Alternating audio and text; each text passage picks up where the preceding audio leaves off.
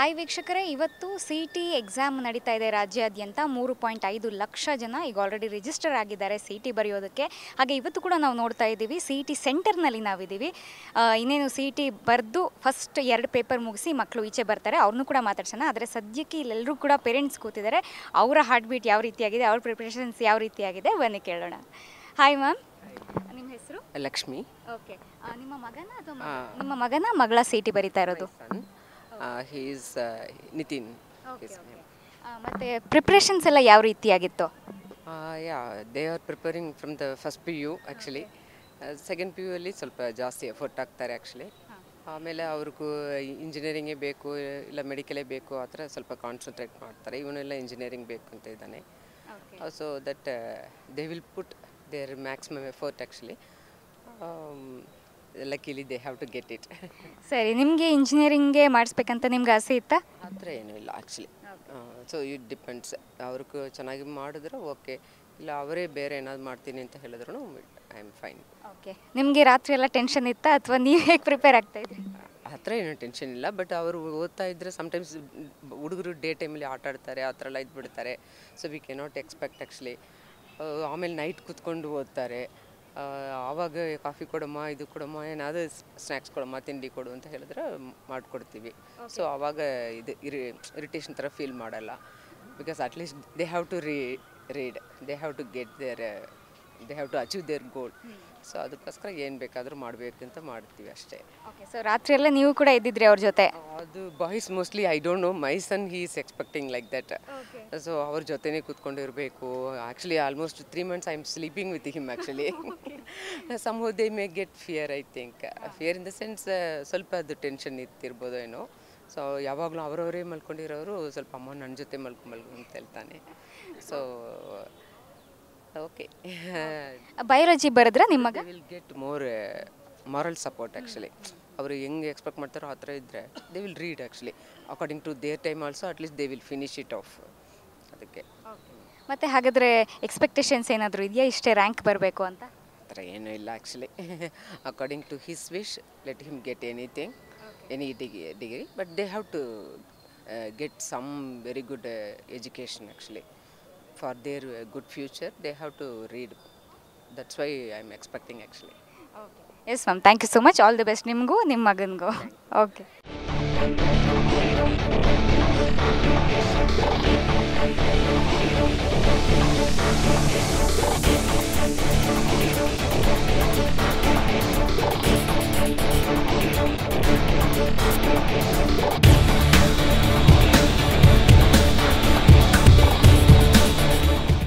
ಈ CET ಇನ್ನೇನು ಸ್ವಲ್ಪ ಹೊತ್ತಲ್ಲೇ ಮುಗಿತಾ ಇದೆ. ಆದರೆ ನಮ್ಮ ಜೊತೆ ಇವತ್ತು CETಗೆ ಅವ್ರ ಮೊಮ್ಮಗಳನ್ನ ಕರ್ಕೊಂಬಂದಿರೋರೊಬ್ರು ಇದ್ದಾರೆ, ಬನ್ನಿ ಮಾತಾಡ್ಸೋಣ.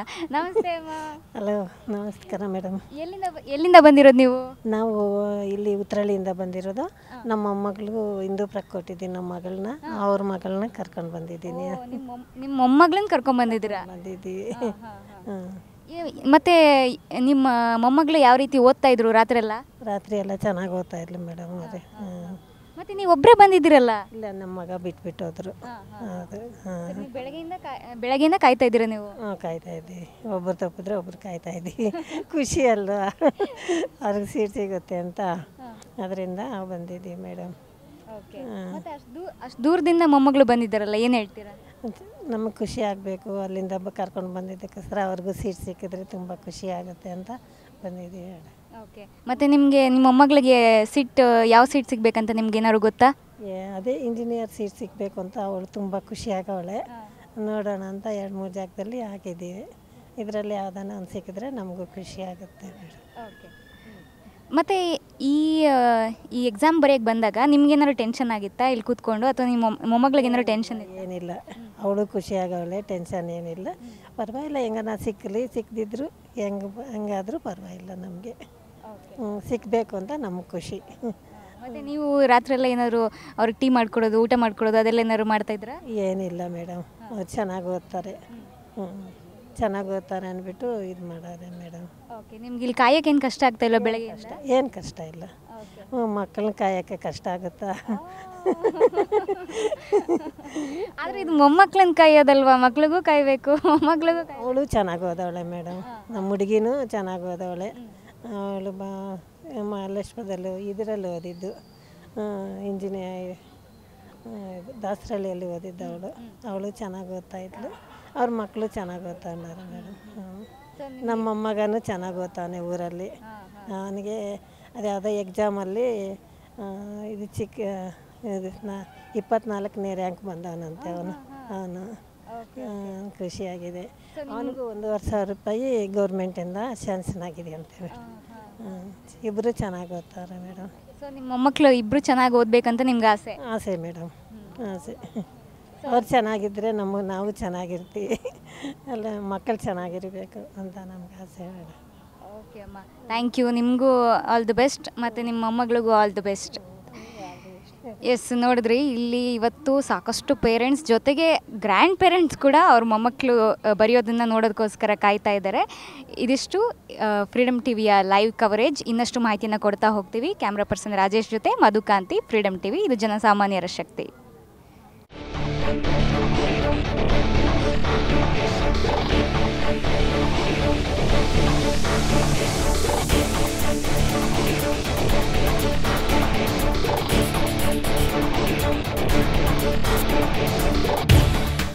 ಇವತ್ತು CET ಸೆಂಟರ್ನಲ್ಲಿ ನಾವಿದ್ದೀವಿ. ಜೊತೆಗೆ ಇಲ್ಲಿ ಪೇರೆಂಟ್ಸ್ನ ನಾವು ಇವತ್ತು ಮಾತಾಡಿಸ್ತೀವಿ. ಅದಾದ ನಂತರ ಮಕ್ಕಳು ಕೂಡ ಬರ್ತಾರೆ. ಅವ್ರಿಗೂ ಕೂಡ ಯಾವ ರೀತಿಯಾಗಿತ್ತು ಎಕ್ಸಾಮ್ ಎಲ್ಲ ಕೇಳ್ತಾ ಹೋಗೋಣ. ಇವತ್ತು ನಮ್ಮ ಜೊತೆಗೆ ಮತ್ತೊಬ್ಬರು ಇದ್ದಾರೆ. ಹಲೋ ಮ್ಯಾಮ್, ನೀವು ಲಾಸ್ಟ್ ಇಯರ್ CET ಬರೆದಿದ್ದೆ ಇಲ್ಲ ನನಗೆ ಅದ್ರ ಲಾಸ್ಟ್ ಇಯರ್ ಬರೆದಿದ್ದೆ? ನನ್ನ ಮಕ್ಕಳು ಬರೀತಾ ಇದ್ದಾರೆ. ನನಗಿಬ್ಬರು ಟ್ವಿನ್ಸ್ ಮಕ್ಕಳು. ಸೊ ಒಬ್ಬ ಹೆಬ್ಬಾಳಲ್ಲಿ ಇದು ಹೆಣ್ಣೂರು ಬಂಡೆ ಹತ್ರ ಹೋಗಿದ್ದಾನೆ, ದೊಡ್ಡ ಮಗ. ಚಿಕ್ಕ ಮಗ ಇವಾಗ ಇಲ್ಲಿ ಬರೀತಾ ಇದ್ದಾನೆ. ಸೊ ಸೆಕೆಂಡ್ PUನಲ್ಲಿ ದೊಡ್ಡವನಿಗೆ 93% ಬಂತು. ಈಗ ಚಿಕ್ಕವನಿಗೆ 97% ಬಂದಿದೆ. ಸೊ CETಗೆ ಇವಾಗ ಹೇಗೆ ಮಾಡ್ತಾನೆ ಅನ್ನೋದ್ರಲ್ಲಿ ಇದ್ದೀವಿ. ಸೊ ಅದೊಂದು ಕಾನ್ಫಿಡೆಂಟ್ ಇದೆ, ಚೆನ್ನಾಗಿ ಮಾಡ್ತಾರೆ ಅನ್ನೋದು. ನೋಡಬೇಕಷ್ಟೇ, ರಿಸಲ್ಟ್ಗೋಸ್ಕರ ಕಾಯಬೇಕಷ್ಟೇ ಈಗ. ಓಕೆ ಮ್ಯಾಮ್, ಒಬ್ಬರು ಅಲ್ಲಿ ಸೆಂಟರು, ಒಬ್ಬರು ಇಲ್ಲಿ ಸೆಂಟರ್, ಹೇಗೆ ಬಿಟ್ಟು ಬಂದ್ರಿ? ಏನು ಇಲ್ಲ, ನನ್ನ ಹಸ್ಬೆಂಡ್ ಕರ್ಕೊಂಡು ಹೋಗಿದ್ದಾರೆ ಒಬ್ಬನ್ನ, ದೊಡ್ಡ ಮಗನ. ನಾನು ಚಿಕ್ಕ ಮಗನ ಕರ್ಕೊಂಡು ಬಂದಿದ್ದೀನಿ. ಸೊ ನೋಡಬೇಕು, ನಾಳೆ ಒಂದಿದೆ, ಇನ್ನು PCM ತೊಗೊಂಡಿರೋದು. ಸೊ ಎಲೆಕ್ಟ್ರಾನಿಕ್ಸ್ ಏನಿಲ್ಲ, ಬರೀ ಇದೊಂದು ಮಾತ್ರ ಇರೋದು. ಇದು ಚೆನ್ನಾಗಿ ಮಾಡಿದ್ರೆ ಸಾಕು. ಇಂಜಿನಿಯರಿಂಗ್ ಮಾಡಬೇಕು ಅನ್ನೋ ಆಸೆ ಇದೆ. ಸೊ ನೋಡ್ಬೇಕು, ಹೇಗಾಗುತ್ತೆ ಗೊತ್ತಿಲ್ಲ. ಇನ್ನು ರಿಸಲ್ಟ್ ಮೇಲೆ ಡಿಪೆಂಡ್ ಎಲ್ಲ. ಇದೆಲ್ಲ ಲಕ್ ಮೇಲೂ ಹೋಗುತ್ತೆ. ಸೊ ಏನೂ ಹೇಳೋದಕ್ಕಾಗಲ್ಲ, ಬಟ್ ವೆಯ್ಟಿಂಗ್ ಅಷ್ಟೇ. ಓಕೆ, ಮತ್ತು ನಿಮ್ಮ ಪ್ರಿಪ್ರೇಷನ್ಸ್ ನೀವೇನು ಓದಿರೋದು ಮ್ಯಾಮ್? ನಾನು BCom ಮಾಡಿದ್ದೀನಿ. ಸೊ BCom ಮಾಡಿ NTT ಮಾಡಿ ನಾನು ನರ್ಸರಿ ಟೀಚರಾಗಿ ವರ್ಕ್ ಮಾಡಿದೆ 6 ಇಯರ್ಸು. ನನ್ನ ಮಕ್ಕಳು ದೊಡ್ಡವರಾದ್ಮೇಲೆ ಬಿಟ್ಬಿಟ್ಟೆ ಕೆಲಸನ. ಸೊ ಅವ್ರಿಗೋಸ್ಕರನೇ ಫುಲ್ ಡೆಡಿಕೇಟೆಡ್ ಆಗಿ ಇದ್ದೀನಿ ಅಷ್ಟೇ. ಪ್ರಿಪರೇಷನ್ ಅಂದರೆ ಅವ್ರು ಓದ್ಕೊಂಡು ಕೂತ್ಕೊಳ್ಬೇಕಾದ್ರೆ ನಾವು ಸಪೋರ್ಟ್ ಮಾಡ್ತಿದ್ವಿ. ಸೊ ನಾನು ಬೆಳಗ್ಗೆ ಹೇಳ್ತಿದ್ದೆ, ನನ್ನ ಹಸ್ಬೆಂಡ್ ರಾತ್ರಿ ಕೂತ್ಕೊಳ್ಳೋರು.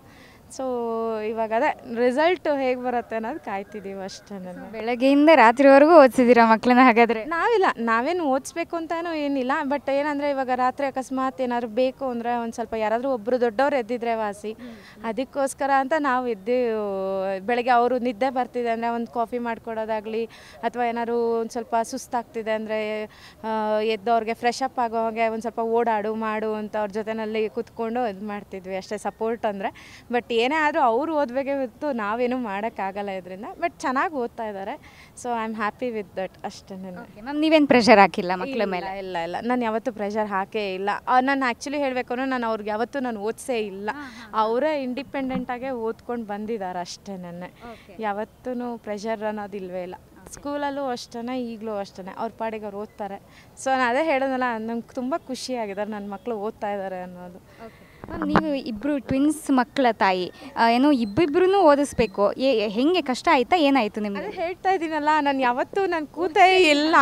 ಅವ್ರ ಪಾಡಿಗೆ ಅವರೇ ಓದ್ಕೊಂಡು ಬಂದಿದ್ದಾರೆ. ಸೊ ನಾನು ಯಾವತ್ತೂ ನಾನು ಹೇಳಬೇಕು ಅಂದರೆ ಯೂಶ್ವಲಿ ನಾನು ಓದಿಸಿರೋದು ಬಹುಶಃ ನಾನು ಫಸ್ಟ್ ಸ್ಟ್ಯಾಂಡರ್ಡ್ ಸೆಕೆಂಡ್ ಸ್ಟ್ಯಾಂಡರ್ಡ್ ಅಷ್ಟೇ. ನಾನು ಯಾವತ್ತೂ ಇಲ್ಲ. ಅವ್ರು ಚೆನ್ನಾಗಿ ಸ್ಕೂಲಲ್ಲೂ ಪರ್ಸೆಂಟೇಜ್, 10th ಅಷ್ಟೇ 97% ತೆಗೆದಿದ್ದ 10th ICSEನಲ್ಲೇ. ಸೊ ಇಬ್ಬರೂ ಅಷ್ಟೇ ತೆಗೆದಿದ್ದಾರೆ. ಸೊ ನನಗೆ ಯಾವತ್ತೂ ಓದಿಸ್ಬೇಕು ಮಾಡಬೇಕು ಅನ್ನೋದೇನಿಲ್ಲ, ಅಥವಾ ಪ್ರೆಷರ್ ಹಾಕೋದು ಏನೂ ಇಲ್ಲ ಇಬ್ರಿಗೂ. ಚೆನ್ನಾಗಿ ಓದ್ತಾ ಇದ್ದಾರೆ. ಸರಿ ಮ್ಯಾಮ್, ಈಗ ಸಾಕಷ್ಟು ಪೇರೆಂಟ್ಸ್ ಮಕ್ಕಳು ಇದೇ ಕಾಲೇಜಿಗೆ ಸೇರಬೇಕು, ನನ್ನ ಮಗು ಇಷ್ಟೇ ರ್ಯಾಂಕ್ ಬರಬೇಕು, ಆ ಥರದ್ದೆಲ್ಲ ಎಕ್ಸ್ಪೆಕ್ಟೇಷನ್ಸ್ ಇರುತ್ತೆ ಮಕ್ಕಳಿಗೆ. ತುಂಬ ಅದೇ ಒಂದು ಜಾಸ್ತಿ ಮೈಂಡಲ್ಲಿ ಕೂತ್ಕೊಂಡ್ಬಿಟ್ಟಿರುತ್ತೆ. ಸೊ ಅದರಿಂದ ಕಾನ್ಸಂಟ್ರೇಷನ್ ಕಮ್ಮಿ ಆಗ್ಬೋದು, ರ್ಯಾಂಕು ಆಚೆ ಈಚೆ ಆಗ್ಬೋದು. ಸೊ ಆ ಒಂದು ಟೈಮಲ್ಲಿ ಪೇರೆಂಟ್ಸ್ಗೆ ನೀವೇನು ಹೇಳೋಕ್ಕೆ ಇಷ್ಟಪಡ್ತೀರಾ? ಇಲ್ಲ, ನಾವು ಪ್ರೆಷರ್ ಮಾಡಬಾರ್ದು ಮಕ್ಕಳ ಮೇಲೆ. ಯಾಕಂದರೆ ನೀನು ಅದೇ ಕಾಲೇಜ್ ತೊಗೋಬೇಕು, ಇದೇ ಕಾಲೇಜ್ ಸೀಟ್ ತೊಗೋಬೇಕು ಅಂದರೆ ಅವ್ರಿಗೆ ತುಂಬ ಡಿಫಿಕಲ್ಟ್ ಆಗಿಬಿಡುತ್ತೆ. ಯಾಕಂದರೆ ಇವಾಗ ಕಾಂಪಿಟೇಷನ್ಸ್ ಜಾಸ್ತಿ ಇರೋದ್ರಿಂದ ನಾವು ಯಾರನ್ನೂ ಏನು ಬ್ಲೇಮ್ ಮಾಡೋಕ್ಕಾಗಲ್ಲ ಇದರಲ್ಲಿ. ಬಹುಶಃ CET ಒಂದು ಮಾತ್ರ ನೀವು PUC ಬಟ್ ಬೋರ್ಡ್ ಎಕ್ಸಾಮ್ ಬರೆಯೋದ್ರಿಂದ ಅದರಿಂದ ಏನೂ ತೊಂದರೆ ಆಗೋಲ್ಲ. ಬಟ್ CET ಒಂದು ಮಾತ್ರ ಲಕ್ ಮೇಲೆ ಡಿಪೆಂಡ್ ಆಗುತ್ತೆ. ಸೊ ನೀವೆಷ್ಟೇ 1 ಅವರಲ್ಲಿ ನೀವು ಆಪ್ಷನ್ ಕೊಟ್ಟಿರೋದ್ರಲ್ಲೇ ಸೆಲೆಕ್ಟ್ ಮಾಡಬೇಕಾಗಿರೋದ್ರಿಂದ ಸೊ ಅದನ್ನೇನು ಹೇಳೋದಕ್ಕಾಗಲ್ಲ. ಬಟ್ ನಾನು ಹೇಳೋದೇನೆಂದರೆ ಯಾವುದು ಕಾಲೇಜ್ನ ಇದೇ ಕಾಲೇಜ್ ತೊಗೋಬೇಕು, ಅದೇ ಕಾಲೇಜ್ ತೊಗೋಬೇಕು ಅಂತ ಇಲ್ಲ. ಓದೋ ಮಕ್ಕಳು ಎಲ್ಲಿದ್ದರೂ ಓದ್ತಾರೆ. ಯಾವುದೇ ಕಾಲೇಜಲ್ಲಿ ನೀವು ಗೌರ್ಮೆಂಟ್ ಕಾಲೇಜಾದರೂ ಓದಿಸಿ, ಪ್ರೈವೇಟ್ ಕಾಲೇಜಲ್ಲಾದರೂ ಓದಿಸಿ, ಅದು ಡಿಪೆಂಡ್ ಆಗಲ್ಲ. ನಮ್ಮ ಮಕ್ಕಳು ಚೆನ್ನಾಗಿ ಓದಬೇಕು, ಒಳ್ಳೆ ಸ್ಟೂಡೆಂಟಾಗಿ ಒಳ್ಳೆ ಪ್ರಜೆಗಳಾಗಬೇಕು, ಅಷ್ಟೇ ನಾವು ಕೇಳ್ಕೊಳ್ಳೋದು. ಬಟ್ ಅದು ಮಕ್ಕಳಲ್ಲಿದೆ ಅನ್ನೋದು ನನ್ನ ಭಾವನೆ ಅಷ್ಟೇ. ಬಟ್ ಯಾರಿಗೂ ನಾವು ಫೋರ್ಸ್ ಮಾಡಬಾರ್ದು. ಒಬ್ಬೊಬ್ಬರಿಗೆ ಒಂದೊಂದರಲ್ಲಿ ಇಂಟ್ರೆಸ್ಟ್ ಇರುತ್ತೆ. ಸೊ ಯಾವ ಮಕ್ಕಳಿಗೆ ಯಾವ ಥರ ಅವ್ರಿಗೆ ಓದಬೇಕು ಅನ್ನೋದು ಗೊತ್ತಿರುತ್ತೆ ಅಷ್ಟೇ. ನಾನು ಹೇಳಬಲ್ಲೆ. ಓಕೆ, ನೀಟ್ ಬರೆಸ್ತೀರಾ ಇಬ್ಬರು ಕೈಯಲ್ಲೂ? ಇಲ್ಲ, ಇವರಿಬ್ಬರು ಬಯಾಲಜಿ ತೊಗೊಂಡೇ ಇಲ್ಲ. ಸೊ JEE ಮೇನ್ಸ್ ತೊಗೋಬೋದಾಗಿತ್ತು, ಬಟ್ ಅವ್ರು ಬೇಡ ಅಂತ ಅಂದರು. CET ಕಾಮೆಟ್ಗೆ ತೊಗೋತಾ ಇದ್ದಾರೆ. May 12th ಕಾಮೆಟ್ಗೆ ಇರೋದ್ರಿಂದ ಅದನ್ನು ಬರೀತಾರೆ ನೆಕ್ಸ್ಟ್ ಮಂತು. ಹಾಗಾದರೆ ಇವಾಗ ಸೆಂಟರ್ ಬೇರೆ ಬೇರೆ ಆಗಿದೆ, ಒಬ್ರದ್ದು ಇಲ್ಲಿ ಒಬ್ರದ್ದು ಅಲ್ಲಿ, ಕಾಲೇಜ್ ಆ ಥರ ಬೇರೆ ಬೇರೆ ಆದರೆ ಏನು ಮಾಡ್ತೀರಾ? ಕಾಲೇಜ್ ಬೇರೆ ಆದರೂ ನಾವು ಈಗ ಒಬ್ಬ ಓದಿದ್ದು ಕುಮಾರನ್ಸಲ್ಲಿ, ಇನ್ನೊಬ್ಬ ಓದಿದ್ದು ಕೃಷ್ಣ ಇಂಟರ್ನ್ಯಾಷನಲ್ಲು. ಸೊ ಈಗಲೂ ಅಷ್ಟೇ, ನಾವೇನು ಟ್ವಿನ್ಸ್ ಮಕ್ಕಳು ಅವರಿಬ್ಬರು ಡಿಪೆಂಡ್ ಆಗಬೇಕು ಅಂತ ನಮಗಿಲ್ಲ. ಅವ್ರು ಇಂಡಿಪೆಂಡೆಂಟಾಗೇ ಇರಬೇಕು. ಡಿಪೆಂಡ್ ಆಗಿಬಿಟ್ರೆ ಒಬ್ಬರ ಮೇಲೆ ಒಬ್ಬರು ತುಂಬ ಕಷ್ಟ ಆಗೋಗ್ಬಿಡುತ್ತೆ. ಸೊ ಅದಕ್ಕೋಸ್ಕರ ಅಂತಲೇ ಅವ್ರನ್ನ ಆದಷ್ಟು ಬೇರೆ ಕಾಲೇಜ್ ಸಿಗಲಿ ಅಂತಲೇ ನಾವು ಕೇಳ್ಕೊತೀವಿ. ಆ್ಯಕ್ಚುಲಿ ಅವ್ರ ಫ್ಯೂಚರ್ ಇರುತ್ತೆ. ಇಲ್ಲಾಂದರೆ ಬರೀ ಇವರಿಬ್ಬರೇ ಫ್ರೆಂಡ್ಸ್ ಆಗಿರ್ತಾರೆ, ಅಣ್ಣ ತಮ್ಮ ಇಬ್ಬರೇ ಒಟ್ಟಿಗೆ ಇರ್ತಾರೆ. ಸೊ ಅದ್ರ ಬದಲು ಬೇರೆ ಫ್ರೆಂಡ್ಸ್ ಸರ್ಕಲ್ ಮಾಡಿಕೊಂಡ್ರೆ ಓದೋ ಹುಡುಗರು ಬೇರೆಯವ್ರಿಗೆ ಯಾವ್ಯಾವ ನಾಲೆಡ್ಜ್ ಇರುತ್ತೆ ಇವ್ರಿಗೂ ಗೊತ್ತಾಗತ್ತೆ ಅದರಿಂದ. ಅದಕ್ಕೋಸ್ಕರ. Okay ma'am, thank you so much. ಇಬ್ಬರು ಟ್ವಿನ್ಸ್ ಮಕ್ಕಳು ಮತ್ತು ಬೆಳಗ್ಗೆನ ಕಾಯ್ತಾ ಇದ್ದೀರಾ, ಬಟ್ ಏನು ಪ್ರಿಪ್ರೇಷನ್ ನಾನಂತೂ ಮಾಡಿಲ್ಲ ಅಂತ ಹೇಳಿದ್ರಿ. ಎಸ್, ನಾನು ಯಾಕಂದರೆ ಮಕ್ಕಳು ಓದ್ತಾ ಇರೋದ್ರಿಂದ ನಾನು ಯಾವತ್ತೂ ಮಾಡಿಲ್ಲ. ನಾನು ಬಹುಶಃ ಓದದೇ ಇದ್ದಿದ್ರೆ ನಾವು ಕೂತ್ಕೊಳ್ಬೇಕಾಗಿತ್ತೇನೋ, ಬಟ್ ನಾನು ಯಾವತ್ತೂ ಇಲ್ಲ. ಪ್ರಾಂಪ್ಟಾಗೆ ಹೇಳ್ತಾ ಇದ್ದೀನಿ. Okay ma'am, thank you so much. ನಿಮ್ಮ ಇಬ್ಬರು ಮಕ್ಕಳಿಗೂ ಆಲ್ ದಿ ಬೆಸ್ಟ್. ಎಸ್, ಇದು ಸಾಕಷ್ಟು ಪೇರೆಂಟ್ಸ್ಗಳು ಮಕ್ಳಿಗೆ ತುಂಬ ಪ್ರೆಷರ್ ಆಗ್ತಾರೆ. ಬಟ್ ಮಕ್ಳಿಗೆ ಏನು ಬೇಕೋ, ಅವ್ರು ಎಷ್ಟು ಬೇಕೋ, ಯಾವುದು ಬೇಕೋ ಆ ಫೀಲ್ಡಲ್ಲಿ ಇಂಟ್ರೆಸ್ಟ್ ಅವ್ರಿಗಿರಬೇಕು ಅನ್ನುವಂಥದ್ದು ಈಗ ನಮ್ಮ ಜೊತೆ ಇದ್ದಂಥ ಮೇಡಮ್ನ ಮಾತು. ಕ್ಯಾಮ್ರಾ ಪರ್ಸನ್ ರಾಜೇಶ್ ಜೊತೆ ಮಧುಕಾಂತಿ, ಫ್ರೀಡಮ್ TV.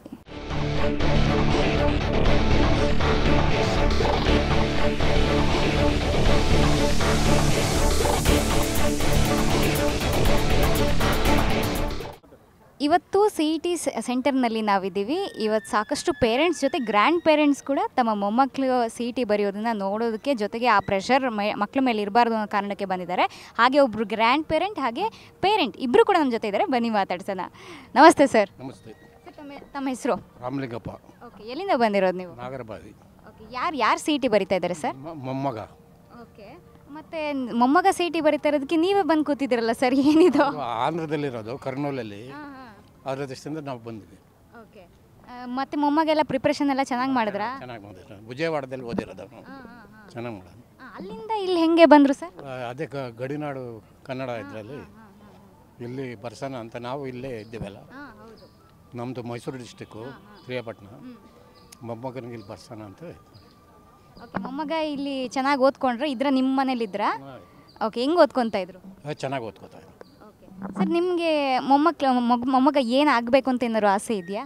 ಅವನು ನೆಕ್ಸ್ಟು ದೊಡ್ಡ ಕಂಪ್ನಿಗೆ ಹೋಗ್ಬೇಕು ಅಂತ ಅವನು ಆಸೆ ಪಡ್ತಾವನೆ ಅಷ್ಟೇ. ಓಕೆ, ನಿಮಗೆ? ನಮಗೂ ಅವನು ಚೆನ್ನಾಗಿ ಓದಲಿ, IAS ಮಾಡಿಸ್ಬೇಕು ಅಂತ. ಇಂಜಿನಿಯರಿಂಗ್ ಮಾಡಿ IAS ಮಾಡಿಸ್ಬೇಕು. ಓಕೆ ಓಕೆ, ಸರಿ ಸರ್. ಮತ್ತು ಬೇರೆ ಎಲ್ಲ ಮಕ್ಕಳು ಕೂಡ ಇಲ್ಲಿ ಪ್ರೆಷರ್ ಇರೋದು ನೋಡಿದ್ದೀರಾ. ಸೊ ರ್ಯಾಂಕ್ ಎಲ್ಲ ಚೆನ್ನಾಗಿ ಬರುತ್ತೆ ಅಂತ ನಿಮಗೆ ಅನಿಸುತ್ತಾ?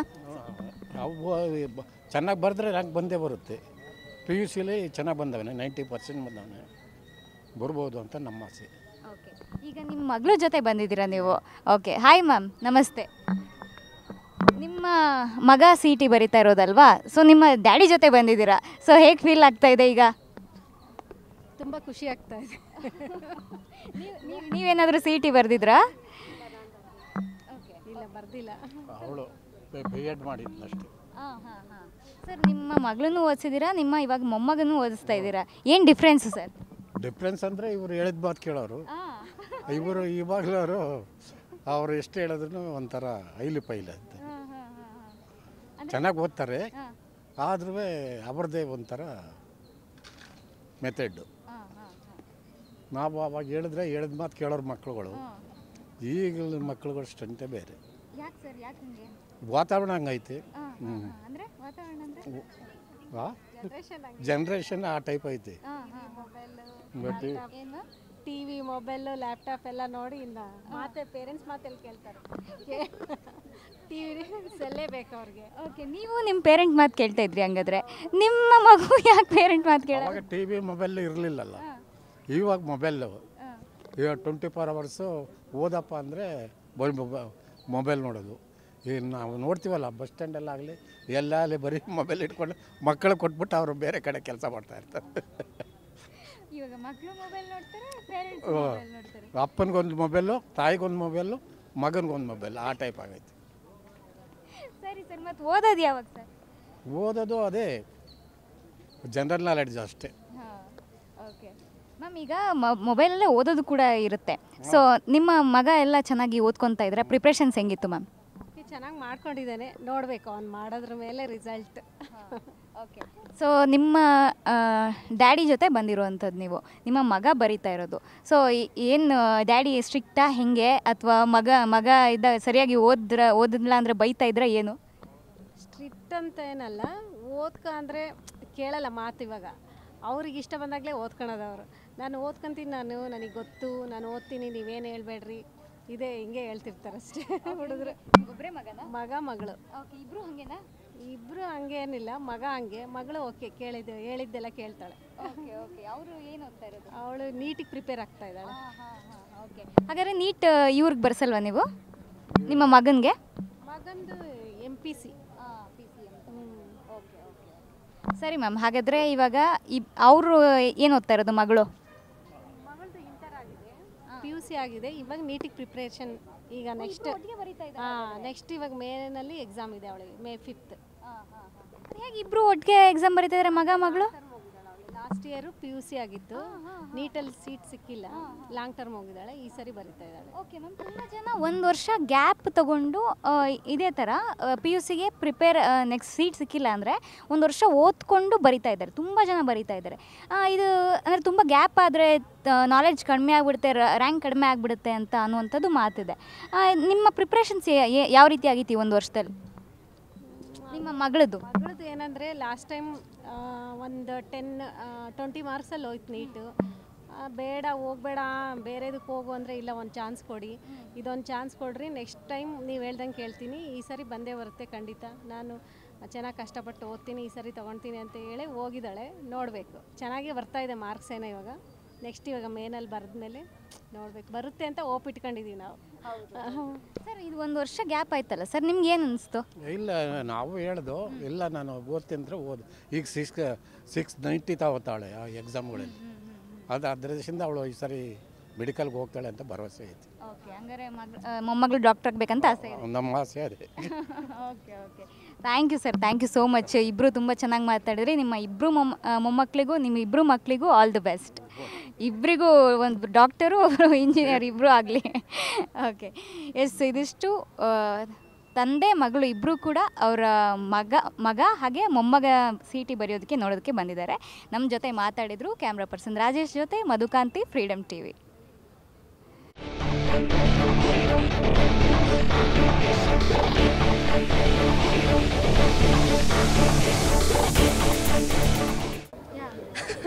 It wasn't bad, but I loved that the deleted portion came. Deleted like inverse functions and things like that. Some of the deleted portion came. Overall, it was okay. Yeah, it was okay. It was not too bad. Okay. Then have you studied last year question papers?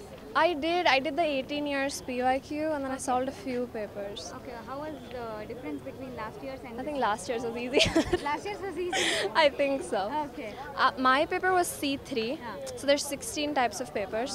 So maybe I just got unlucky, but it wasn't too bad. Okay. Only the deleted portion came, so I was upset about that. But yeah. So was there any dress code? No. No. They didn't even check us. There was no frisking, there was no checking. My mom asked me not to say this. But they didn't check. Yeah, they should check. Yeah. Okay. Easy. Okay. Definitely ಸಿಗುತ್ತೆ ಅಂತ ಅನ್ಕೊಂಡಿದ್ದೀರಾ? Hopefully. Because maths usually Maths ಇತ್ತು ಹೌದು maths I think chemistry and maths will be fine for me physics ಒಂದು ಸ್ವಲ್ಪ tough ಆಗ್ಬೋದು so I'm worried about tomorrow personally so ಇವತ್ತು maths okay ಹಾಗಾದ್ರೆ ಪರವಾಗಿಲ್ಲ like not too bad but I ran out of time yeah okay so ಇನ್ನೊಂದು hour extra ಕೊಡಬೇಕಾಗಿತ್ತು. they didn't give us extra time ಪರವಾಗಿಲ್ಲ but yeah I tried my best prepare ಆಗ್ತಾ ಇದ್ದೀರಾ? no only engineering thank you so much. Exam ಮೀಡಿಯಮೇ ಇತ್ತು but ತುಂಬ deleted ಪೋರ್ಷನ್ಸಿಂದ ಕೇಳಿದರು so ಅದು difficult ಆಯಿತು ನಮಗೆ. ಅಂದರೆ ಈ ಇಯರು ಸ್ವಲ್ಪ ರೆಡ್ಯೂಸ್ ಸಿಲೆಬಸ್ ಇದೆ ಬಟ್ ಪ್ರೀವಿಯಸ್ ಇಯರ್ ಏನು ಸಿಲೆಬಸ್ ಇತ್ತು ಅದರಿಂದ ಕ್ವಶನ್ಸ್ ಕೇಳಿದ್ದಾರೆ ಸೊ ಅದರಿಂದ ಡಿಫಿಕಲ್ಟ್ ಆಯಿತು. ಬಯಾಲಜಿ ನಾನು ತೊಗೊಂಡಿಲ್ಲ, ನಾನು CS ಸ್ಟೂಡೆಂಟ್ ಆದ್ದರಿಂದ ನಾನು ಮ್ಯಾಥ್ಸ್ ಒಂದೇ ಬರ್ತಿದ್ದು ಇವತ್ತು. ಹೌದು, ಡಿಲೀಟೆಡ್ ಸಿಲೆಬಸ್ಸಿಂದ ಕೇಳಿದ್ರಿಂದ ಅವರು ಅದನ್ನು ಚೇಂಜ್ ಅಂದರೆ ಗ್ರೇಸ್ ಮಾರ್ಕ್ಸ್ ಏನಾದ್ರು ಕೊಡಬೇಕು ಅಂತ ನಂಗೆ ಅನಿಸುತ್ತೆ. ನನ್ನ PU ಚೆನ್ನಾಗಾದ್ರಿಂದ ಇದೂ ಚೆನ್ನಾಗೇ ಆಗಿದೆ ಆಲ್ಮೋಸ್ಟು ಬಟ್ ಎಷ್ಟು ಅಂತ ಎಕ್ಸ್ಪೆಕ್ಟ್ ಮಾಡಿಲ್ಲ ಇನ್ನು. ಇಲ್ಲ, ನಾನು PCMC ಸ್ಟೂಡೆಂಟ್ ಆದ್ದರಿಂದ ನೀಟ್ ಬರೆಯೋಕ್ಕಾಗಲ್ಲ. ಎಂಜಿನಿಯರಿಂಗ್ ಒಂದೇ ನನ್ನ ಮೇನ್.